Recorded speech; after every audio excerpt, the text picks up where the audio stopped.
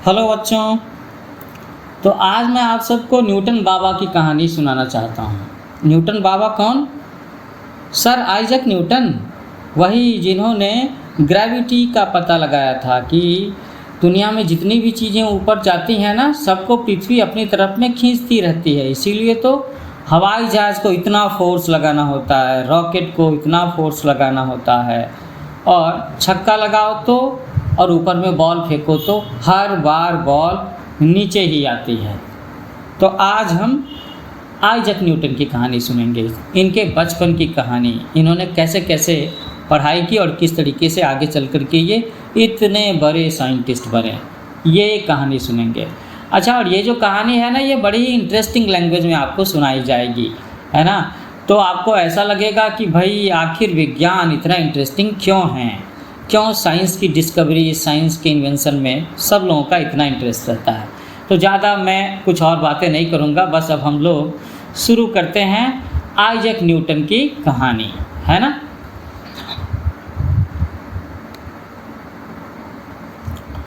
अब बात आती है, सबके मन में जानने की इच्छा होगी कि आखिर न्यूटन का जन्म कहाँ हुआ था। ऐसा सवाल मन में उठता है ना। तो वुल्सथोर्प शहर में न्यूटन बाबा का जन्म हुआ था। सन 1642 ईस्वी में यूरोप के इतिहास और विज्ञान की दुनिया में एक बड़ा ही इम्पोर्टेंट ईयर था। इंग्लैंड में सिविल वार चल रहा था, है ना, आपस में ही लोग लड़ रहे थे।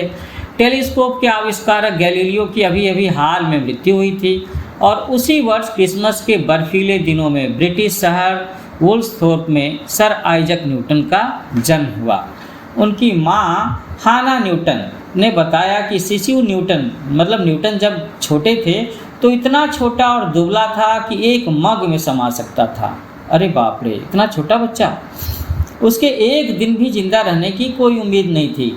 लेकिन सर आइजैक न्यूटन पूरे बूढ़े होकर के 84 वर्ष तक जिए। तो ऐसा होता है कि कभी कभी जो बच्चा जन्म ले और उसमें बड़ा कमज़ोर दिखे, वो बाद में चल करके बड़ा स्वस्थ और महान आदमी बन सकता है। यही चीज़ दिखाया आइजैक न्यूटन ने। न्यूटन के पिता उसके जन्म से पहले ही मर चुके थे, तो उसकी माँ ने दूसरा विवाह कर लिया और अपने पति धनवान बरनाबस स्मिथ के साथ रहने चली गई।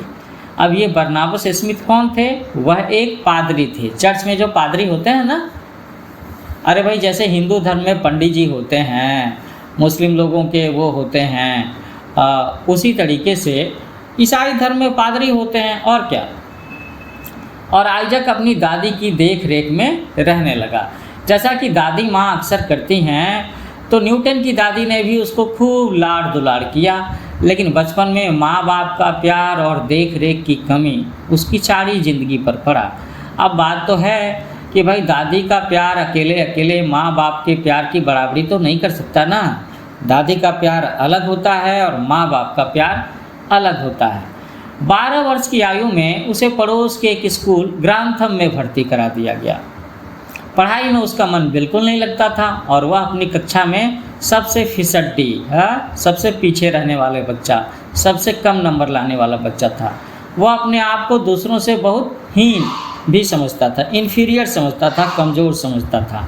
तो देखो बच्चों, क्या पता चलता है? पता ये चलता है कि ये जो टीनेज की शुरुआत होती है ना, उस पीरियड में न्यूटन अपनी क्लास में एक कमज़ोर स्टूडेंट थे, लेकिन फिर भी आगे चल कर के उन्होंने इतना महान किया है, इतना महान काम किया है, उसके बारे में हम लोग अभी आगे सुनेंगे। तो ये तो बचपन की बात हो गई कि वो अपनी क्लास में बड़े ही कमज़ोर बच्चे थे, है ना, फिसड्डी बच्चे थे। पर एक दिन उसने अपनी सोच पर काबू पा लिया। कैसे? सभी स्कूलों की तरह ग्रांथम में भी एक बच्चा सब पर दादागिरी करता था। तो स्कूलों में होते हैं ना कुछ बच्चे जो थोड़े गुंडा, थोड़े बदमाश से होते हैं, bully करते हैं दूसरे बच्चों को, हाँ, दादा बन कर के चलते हैं, डॉन। तो चुपचाप रहने वाला बालक आइजैक सताने के लिए उसका सही शिकार बना। तो आम तौर पर ये जो डॉन टाइप के बच्चे होते हैं, वो किसे ज़्यादा तंग करते हैं? जो बच्चे शांत रहते हैं, जो दिखने में कमज़ोर होते हैं, कम बोलते हैं। और यहाँ पर तो उसे आइजैक न्यूटन के रूप में एक बच्चा मिल गया जिसको वो अपना शिकार बना सकता था। वह हमेशा आइजैक को परेशान करता और उसकी खिल्ली उड़ाता, उसे टीज करता, उसे चिढ़ाता, है ना। तो वो जो बदमाश बच्चा था इतने पर ही संतुष्ट नहीं था। एक दिन उसने आइजक के पेट में लात मार दी। भाई पेट में कोई लात मारे तो ज़्यादा चोट लगेगी, बहुत दर्द होता है। तो पहले ही गुस्से से भरे आइजक के लिए ये सहना बड़ा कठिन था। तो क्रोध में पागल होकर के आइजक उसके ऊपर टूट पड़ा और घूंसों से उसकी इतनी ठुकाई कि उस बदमाश बच्चे की, उस डॉन टाइप के बच्चे का शरीर नीला पड़ गया, है ना। इतने घूंसे मारे। वह लड़ाकू लड़का तो हक्का बक्का ही रह गया कि अरे ये शांत रहने वाला बच्चा, कमज़ोर पतला दुबला सा बच्चा, उसने मेरी पिटाई कर दी, इसके अंदर इतनी ताकत कहाँ से आ गई, ऐसी बात। पर न्यूटन वह अपनी प्रतिक्रिया पर उससे भी ज़्यादा हैरान था। न्यूटन को खुद पर कभी भरोसा नहीं था कि वो कभी गुस्से में इतना आ सकते हैं और किसी ताकतवर बच्चे को, डॉन टाइप के बच्चे को इतनी पिटाई कर सकते हैं। अब इस लड़ाई के बाद, जो कि आइजक के जीवन की कोई मामूली घटना नहीं थी, उसे अपनी हीन भावना पर काबू पा लिया, है ना। न्यूटन को पता चल गया कि नहीं, वो कमज़ोर नहीं है, उसके अंदर में भी ताकत है, वो अब और इन्फीरियर नहीं है। उसने अपने इन्फीरियरिटी कॉम्प्लेक्स को जीत लिया था, ये कहेंगे। और अब उसने नए विश्वास के साथ में पढ़ाई शुरू कर दी। उसका हौसला, उसका जोश बढ़ती ही गई। उसने भीतर के सभी डरों पर काबू पा लिया। उसने कभी ये कल्पना भी नहीं की थी कि एक दिन वह संसार का सबसे महान वैज्ञानिक बनेगा।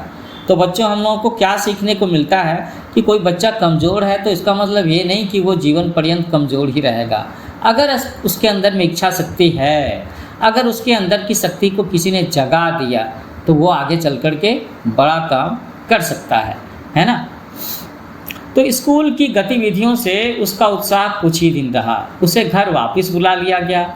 अब उसके सौतेले पिता की मृत्यु हो गई थी और विधवा माँ वापस वुल्सथोर्प रहने चली आ गई, है ना। माँ ने खेत पर काम करना शुरू कर दिया और इसमें आइजक उसकी मदद किया करते थे। लेकिन अब आइजक मदद तो किया करते थे, लेकिन खेती में उसकी कोई रुचि नहीं थी। उस बंदे की रुचि थी साइंस में, वो विज्ञान पढ़ना चाहता था।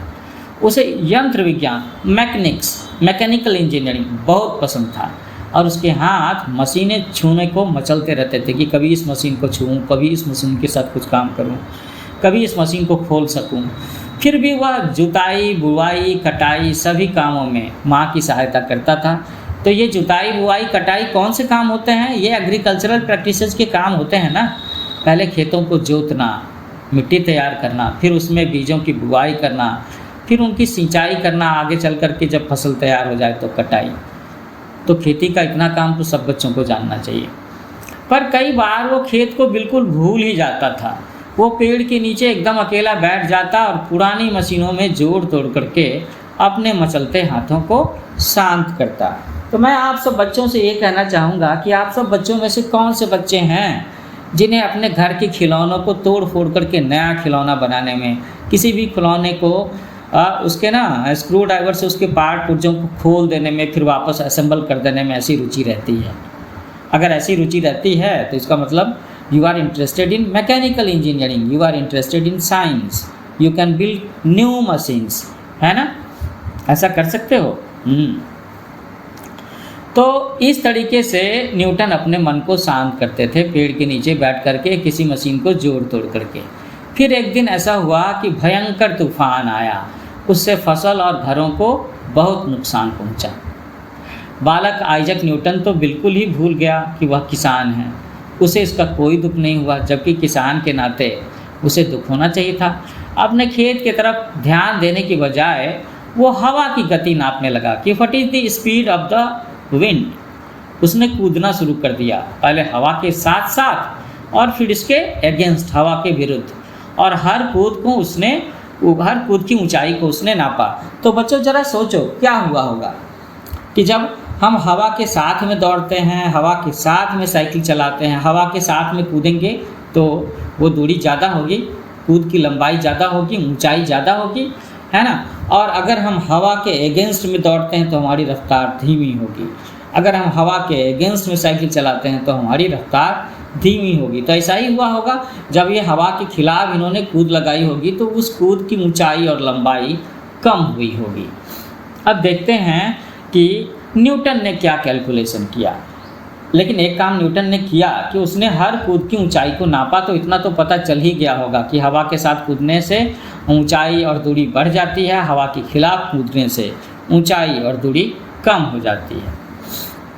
अब धीरे धीरे उनकी माँ जो थी हना न्यूटन, वो समझने लगी कि भाई मेरे बच्चे का इंटरेस्ट आखिर किस चीज़ में है, लेकिन वो उसे वापस स्कूल नहीं भेजना चाहती थी। कुछ मजबूरी रही होगी। हाँ, घर में पैसों की कमी तो थी ही नहीं, कमी तो थी, पापा नहीं थे, है ना, और मम्मी के साथ में उसे खेती के काम में हाथ बटाना होता था। तो इसी बीच में सौभाग्य से आइजक के चाचा, जो कि ट्रिनिटी कॉलेज कैम्ब्रिज के मेंबर थे, वो आइजक की चाहत को समझ गए। उन्होंने आइजक के, न्यूटन के इंटरेस्ट को समझ लिया और उसे फिर से स्कूल में भेजना शुरू किया। तो खुल गई ना तकदीर, मुझे तो ऐसा ही लगता है। अब जो बात है कि अभी तक तो हम लोगों ने ये जाना कि भाई न्यूटन का साइंस में इंटरेस्ट था, वो मशीनों को खोलते थे, उसे फिर से असेंबल करते थे, पेड़ के नीचे बैठ करके सोचते रहते थे। हवा बहती है तो उसके साथ में कूदने पर, दौड़ने पर क्या होता है, उसके अगेंस्ट में कूदने पर क्या होता है, ये चीज़ समझ गए थे। माँ भी समझ गई थी कि भाई इस बच्चे का खेती में कोई इंटरेस्ट नहीं है, he is interested in science. और अब उसके चाचा ने उसको राह दिखा दी, फिर से स्कूल में भेजना शुरू कर दिया। तो अब जो हिस्सा हम पढ़ने वाले हैं उसमें कहते हैं कि बालक आइजक, जो कि एक प्रयोगकर्ता था, है ना, क्या था, प्रयोगकर्ता, वो साइंस के एक्सपेरिमेंट्स करता रहता था, अक्सर इस बारे में सोचता रहता था। हालांकि आइजक के बचपन की शैक्षणिक योग्यता की विशेष जानकारी का कुछ खास पता नहीं चलता, लेकिन उसके हाथों की कुशलता और उसकी मानसिक कल्पनाशीलता के काफ़ी प्रूफ मिलते हैं। मेंटल एबिलिटी, है ना, मन में सोचना, इमेजिन करना, इनोवेटिव आइडिया रखना। उसने तरह तरह की यांत्रिक चीज़ें बनाई, मैकेनिकल चीज़ें बनाई। जैसे क्या क्या बनाया, उसने घड़ी बनाई, उसने पवन चक्की बनाई और टेलीस्कोप भी बनाए। उसने 2 धूप घड़ी बनाई। धूप घड़ी समझते हो ना, सन डायल। उसके घर की दीवारों पर बरसों टंगी रहीं। प्रारंभ में उसने जो पवन चक्कियाँ बनाई, पवन चक्की, हवा से चलने वाली विंड मिल्स, उनमें से एक उसके घर की छत पर लगाई गई। लेकिन हवा अधिक चलती नहीं थी तो चक्की भी स्थिर ही रहती थी। एक दिन जब वह स्थिर चक्की को खड़ा देख रहा था तो उसे अचानक एक विचार आया। अब जरा सोचो कैसा विचार आया होगा न्यूटन को। उसने हवा की बजाय चक्की को चूहे से चलाने का निश्चय किया, है ना, और ये पांव चक्की कहलाने लगी। इसको चलाने का बड़ा ही मज़ेदार तरीका था। उसने एक चूहा पकड़ा और कुछ मकई के दाने चूहे की पहुंच से कुछ दूर एक पिंजरे में रख दिए। जब चूहा दानों तक पहुंचने की कोशिश करता तो पहिए पर पांव रखता, जिससे चक्की चल पड़ती। हालांकि चक्की के ब्लेडों को घुमाने का ये तरीका पेचीदा लगता, पर हवा के तेज चलने के इंतज़ार से आसान था और तेज भी। तो बच्चों, लग रहा है ना कि आइजक न्यूटन के जो आइडियाज़ थे बचपन के, वो बड़े स्ट्रेंज थे, बड़े अजीब। दूसरी मज़ेदार चीज़ जो उसने की वो थी रात में पतंग उड़ाना और पतंग को पूंछ के साथ जलती हुई कागज़ की लालटेनें बांध देना। उसके गांव के आसपास के किसान आसमान में फैली इन रोशनियों को भय से, डर से और हैरानी से देखते। कुछ उन्हें उछल तारा समझते और डर के मारे अपने घरों में घुस जाते। तो अब बताओ बच्चों कि ये हम लोग न्यूटन की इमेजिनेटिव पावर कहेंगे, उनके कल्पना करने की शक्ति कहेंगे, कि या वो शरारतें किया करते थे, हैं।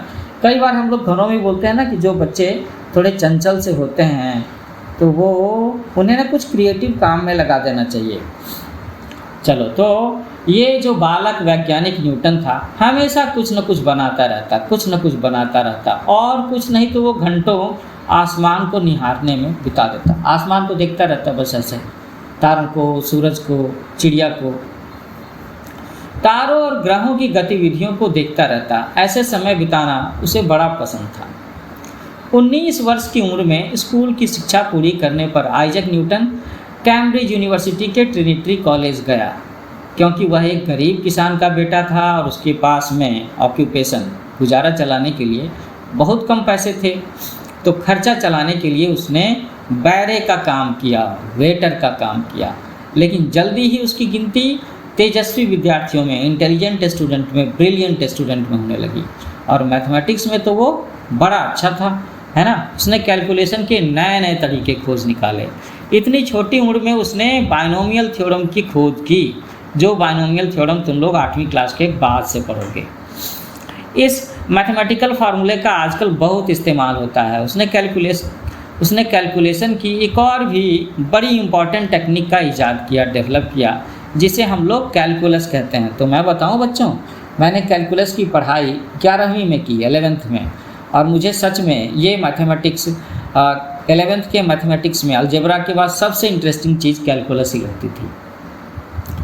अलजेब्रा में ना उसकी रुचि बहुत ज़बरदस्त थी। किसकी रुचि? न्यूटन की, आइजैक न्यूटन की। एक बार उसने ज्योतिष की एक किताब खरीदी मेले से, और इस ज्योतिष की किताब में क्या था भाई, उसमें स्टार्स के बारे में, प्लैनेट्स के बारे में, और स्टार्स और प्लैनेट्स का ह्यूमन लाइफ पर क्या असर पड़ता है, ये सब बताया गया था। उसमें लिखा, उसे कुछ खास तो समझ में नहीं आया, तो उसने उस किताब को उठा करके एक तरफ रख दिया। लेकिन उसके अध्यापक आइजैक बैरो ने उसे ये किताब पढ़ने के लिए उकसाया, मोटिवेट किया कि नहीं, तुम्हें पढ़ना चाहिए। और फिर उसे अलजेब्रा में इंटरेस्ट होने लगी, क्योंकि इसमें भी उसी तरह के नमूने थे जैसे इसी तरह के नमूने सितारे, ग्रह और पुच्छल तारे अंतरिक्ष में बनाते थे, है ना। तो इससे उनका अलजेब्रा में इंटरेस्ट डेवलप हुआ। एक महान फ्रांसीसी गणितज्ञ डेस्कार्ट्स ने उन्हें गणित में फंडामेंटल काम करने के लिए काफ़ी इंस्पायर किया। तो बच्चों, ये था सर आइजैक न्यूटन की जीवन की कहानी का पहला भाग, और मुझे लगता है कि ये बड़ा इंटरेस्टिंग लगा होगा। जल्दी ही मैं इसका दूसरा भाग लेकर के आऊँगा, तो उसमें हम लोग न्यूटन की ज़िंदगी के आगे, कॉलेज की लाइफ के बाद वाली कहानी को पढ़ेंगे। तो आपको ये कैसा लगा? अगर अच्छा लगा तो आप कमेंट में ज़रूर कुछ न कुछ लिखोगे। और मैंने कहा था ना कि जो बच्चे मैकेनिक्स की खिलौनों पर काम करना पसंद करते हैं वो ज़रूर लिखें। और आपको किस किस साइंटिस्ट का बायोग्राफी जानना है, इसी तरीके से सुनना है, उनके भी नाम आप लिखिए, मैं जल्दी लेकर के आऊँगा। मेरे चैनल को लाइक करें, शेयर करें, सब्सक्राइब करें। इसका नाम है न्यू एज कोचिंग। तो जल्दी मिलते हैं। Happy learning with new age coaching.